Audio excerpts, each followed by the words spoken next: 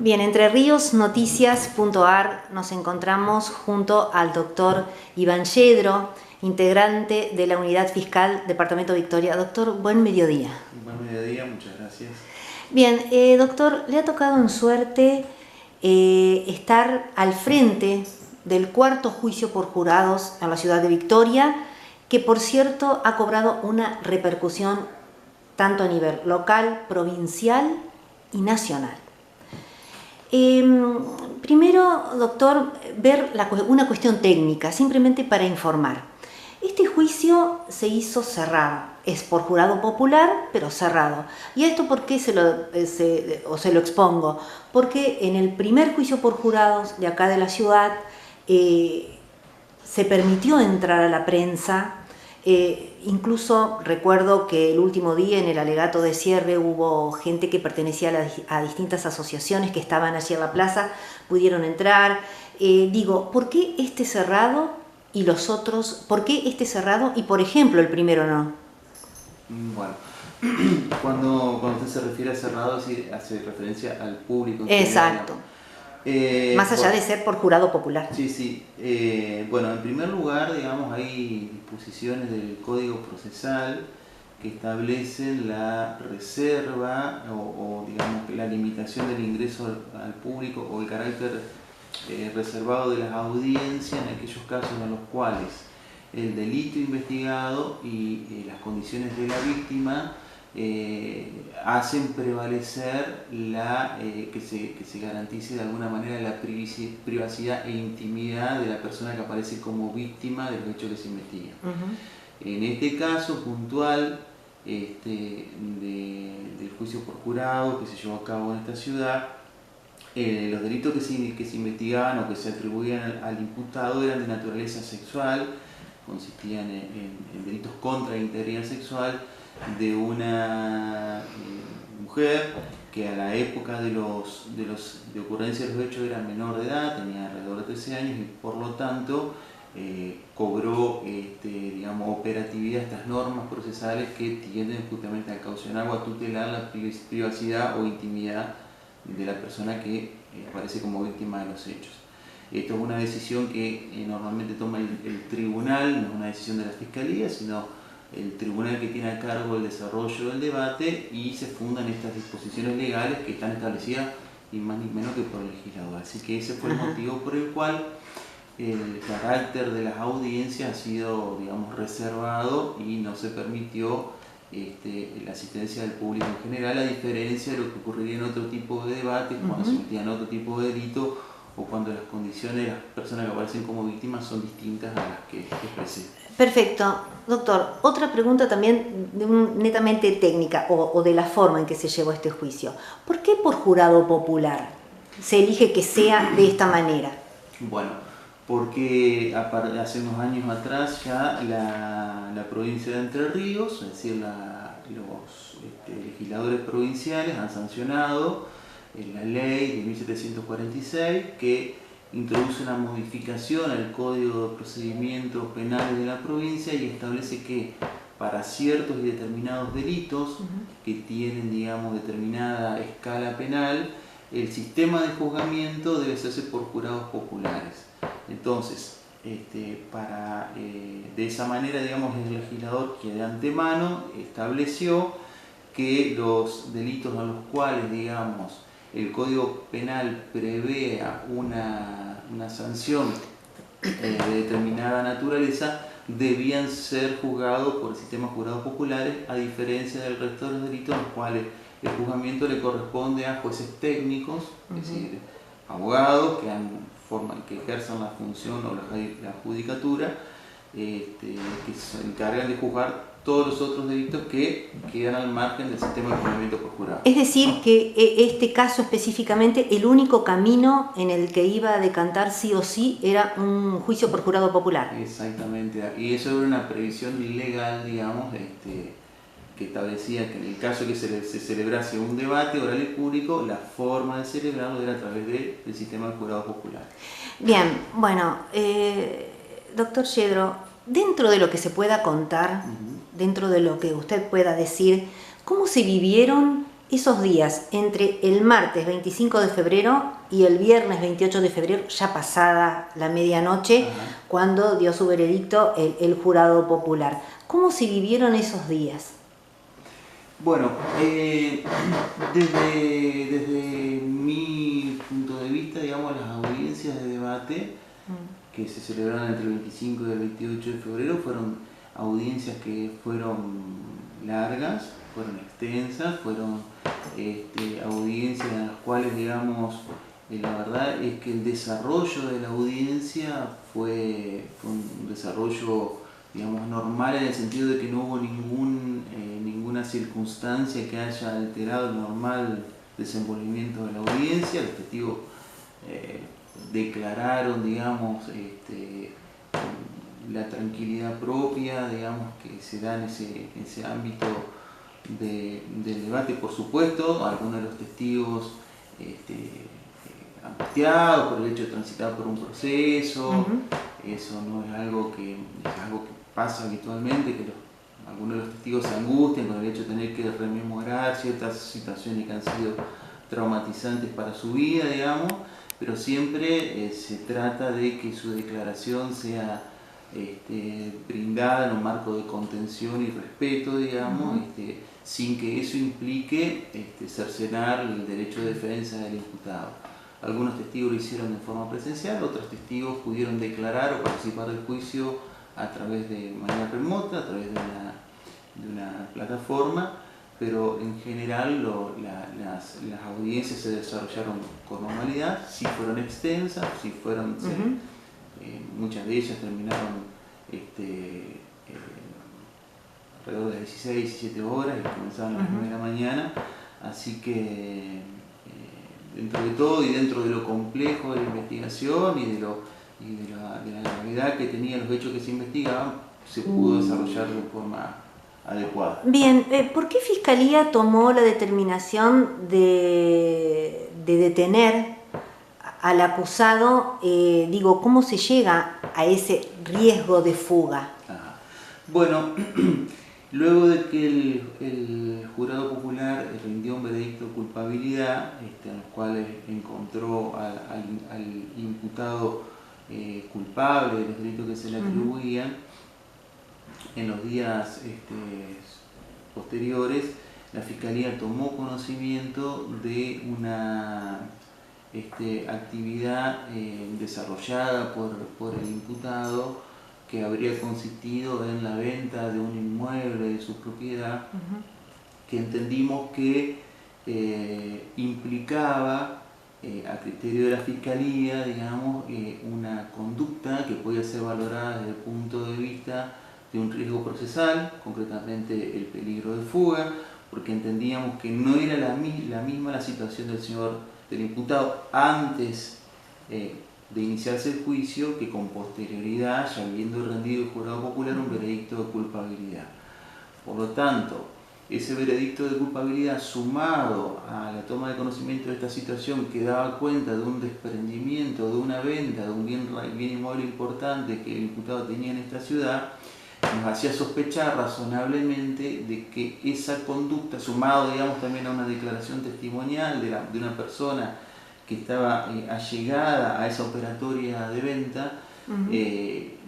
entendíamos que eran elementos o indicios objetivos, serios y razonables para presumir de que el imputado se iba a sustraer de los requerimientos de la justicia, y por lo tanto se solicitó al juez de juicio, el juez técnico que presidió el debate, el doctor Crespo, que se dispusiera la detención del imputado a los fines de garantizar su presencia en la segunda etapa del juicio, que tiene que ver con el juicio de cesura, que era una audiencia en la cual las partes íbamos a solicitar al juez, de acuerdo a nuestras convicciones y a nuestro análisis de las circunstancias agravantes y atenuantes de los hechos, cuál era la pena concreta que debía imponerse. Esa audiencia se había fijado para el 7 de marzo,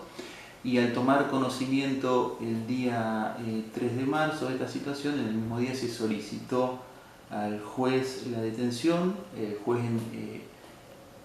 juez técnico entendió que los fundamentos de la fiscalía eran acertados, en ese momento dispuso la detención y se materializó en la misma jornada. Para finalmente el día 7 de marzo llevarse a cabo esa audiencia de cesura en la cual la fiscalía hizo un pedido de pena que, bueno, finalmente fue receptado por el juez técnico, dictando la sentencia el día 17 de marzo. Ahora bien, desde ese día, el 17 de marzo, aquí hay una cuestión de salud mental por parte del imputado. Bien, ¿qué dice, o qué, de acuerdo a lo que ustedes incluso han escuchado en estas últimas oportunidades, qué dice ese informe psiquiátrico? Bueno, lo que sucedió fue que las primeras horas del día del 17 de marzo, cuando se iba a dar a conocer la sentencia por parte del juez técnico, se tomó conocimiento de que el imputado, quien en ese momento se encontraba alojado en sede de la jefatura local, aguardando el dictado de la sentencia, habría tenido un intento de autólisis, digamos, que motivó que personal policial informara inmediatamente esa situación al juez técnico, quien tenía a su cargo, digamos, la persona del imputado, y cuando tomó conocimiento el juez técnico de esta situación, dispuso que el imputado sea examinado por el departamento médico forense de esta ciudad, por el médico psiquiatra, que depende del equipo interdisciplinario del Poder Judicial, quienes lo evaluaron y le sugirieron al juez técnico la derivación del imputado al área de salud mental del hospital local. Allí fue también evaluado por los profesionales del área de salud mental, quienes aconsejaron finalmente una internación en un hospital monovalente a los fines de que pudiera ser, digamos, brindarse la contención y la estabilización necesaria a ese cuadro que habría surgido a partir del 17 de marzo. Es por eso que se dispuso el traslado al Hospital Escuela de Salud Mental el día 18 de marzo, y desde ese momento se encuentra, hasta el momento de esta entrevista, allí para ser abordado por profesionales del área de salud mental de esa institución. Hay que aclarar también que el día 7 de marzo, cuando se hace la audiencia de cesura y se hace el pedido de pena por parte de la Fiscalía, a pedido también de la Fiscalía, el juez técnico dispuso la prisión preventiva del señor Balbi hasta que la sentencia que se dictare fuera ejecutoriada, es decir, que se pueda comenzar a cumplir, quede firme y se comience a cumplir. La resolución del juez al dictar sentencia fue que esa prisión preventiva sea cumplida en una unidad penitenciaria, concretamente en la unidad penal número 1 de la ciudad de Paraná. En el ínterin surgió este episodio de un intento de autólisis por parte del imputado, pero la defensa técnica del imputado apeló esa medida, es decir, presentó un recurso contra esa medida que disponía que preventivamente Balbi debía guardar que la sentencia quedara firme, privado de su libertad. Ese recurso fue deducido ante la Cámara de Casación, la Sala 1 de la Cámara de Casación en la ciudad de Paraná, y el día 27 de marzo, es decir, el jueves pasado, tuvimos una audiencia ante el Tribunal de Casación en la cual la defensa solicitó que se modifique esa situación de encierro preventivo y la Fiscalía, la persona de quien habla, pidió que se rechazara ese pedido y se confirmara la sentencia del doctor Creo. Y finalmente, al día siguiente, el día viernes 28, el Tribunal de Casación confirmó la prisión preventiva del señor Balbi, es decir, dijo que preventivamente era necesario que Balbi continuara con la prisión preventiva, pero digamos dio un plazo de 5 días para que el Departamento Médico Forense de la ciudad de Paraná determinara si ya estaba en condiciones de pasar a cumplir esa prisión preventiva en la unidad penal número 1, sí. o si por el momento era necesario que continuara un tiempo más en el hospital escuela para ver si se había terminado de efectuar esa contención y esa estabilización del diagnóstico que se había dado respecto a este intento de autoricidio. En ningún momento de lo que surge de los informes médicos, al menos que yo he tenido conocimiento hasta este momento, ha surgido una situación de inimputabilidad del señor Balbi, es decir, de que una persona que no pueda comprender la criminalidad de los hechos. Por el contrario, se trató de una situación puntual en la cual habría habido un intento de autovisión que ameritaba una contención médica, que entiendo va a ser transitoria. Ya se confirmó que por el Tribunal de Casación que el señor Balbi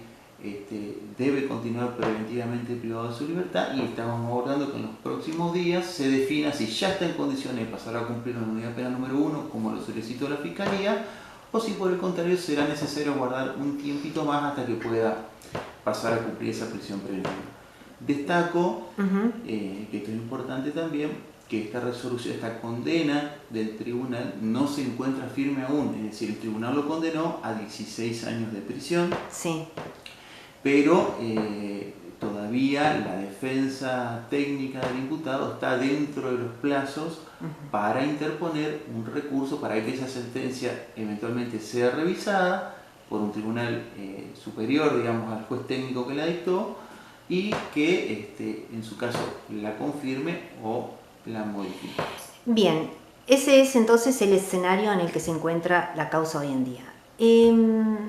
Doctor Yedro, ahora sí una pregunta, y esto tiene que ver, más allá de una cuestión legal,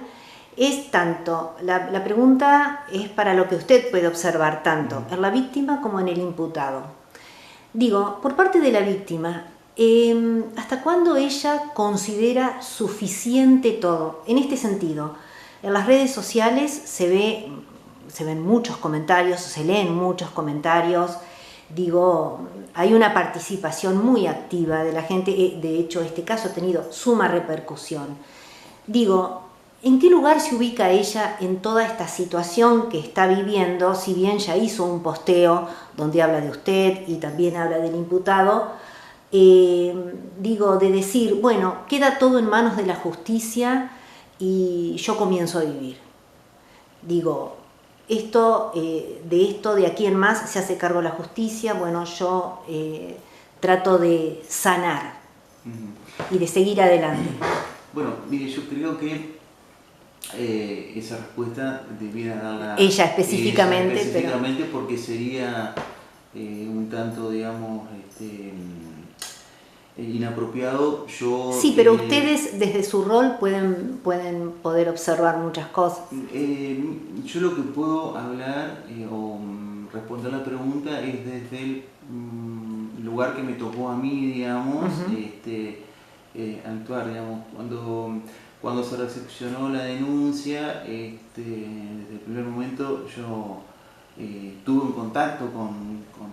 la denunciante, con Nair,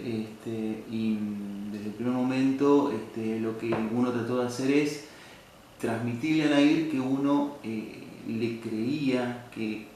creía en su palabra. Le transmití también que uno creía que lo que ella había denunciado había ocurrido, y que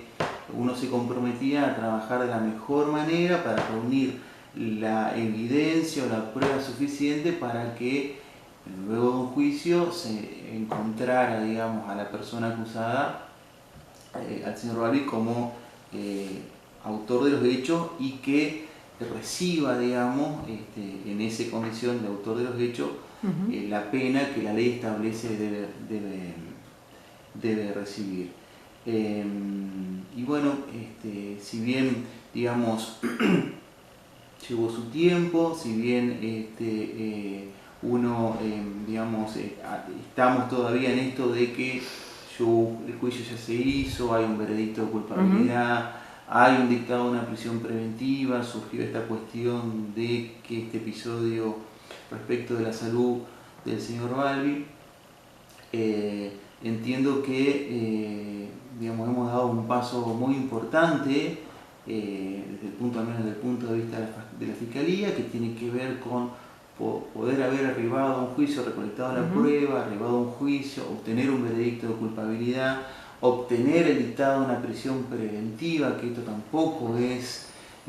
algo que habitualmente suceda, digamos, porque la regla es